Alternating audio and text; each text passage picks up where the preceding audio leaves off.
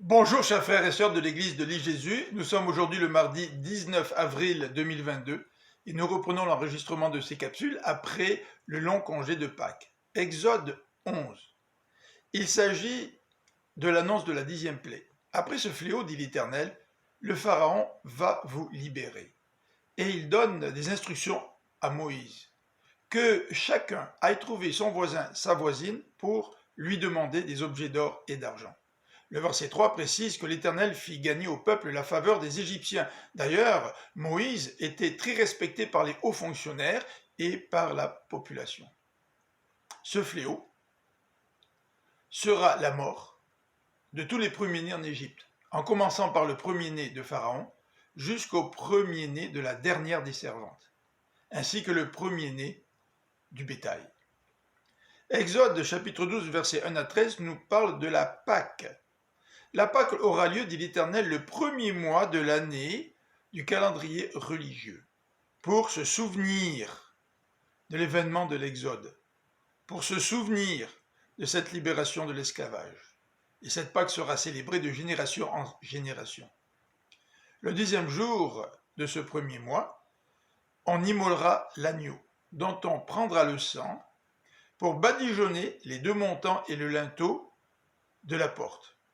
Vous mangerez cet agneau, dit l'Éternel, prêt à partir, car cette nuit je vais vous libérer.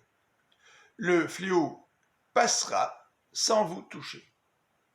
Ce texte d'Exode nous fait penser à Jésus-Christ qui est l'agneau de Dieu qui ôte les péchés du monde.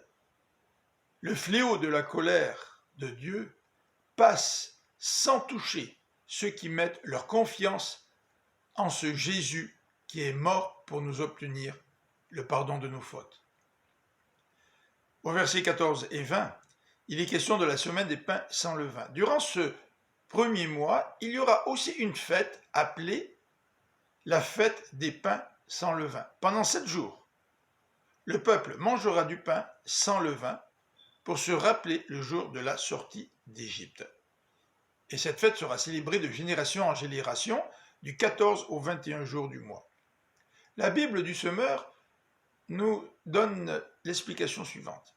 Le levain, petit morceau prélevé sur une pâte ancienne qu'on fait fermenter, établissait un lien, une continuité entre la pâte ancienne et la nouvelle pâte.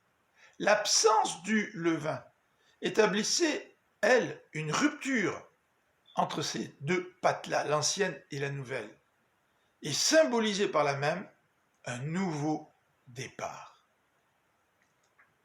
Dans les versets 21 à 42, l'Éternel frappe les Égyptiens, leur premier-né meurt, et Pharaon renvoie le peuple d'Israël. C'est le grand départ, c'est l'exode, c'est la libération.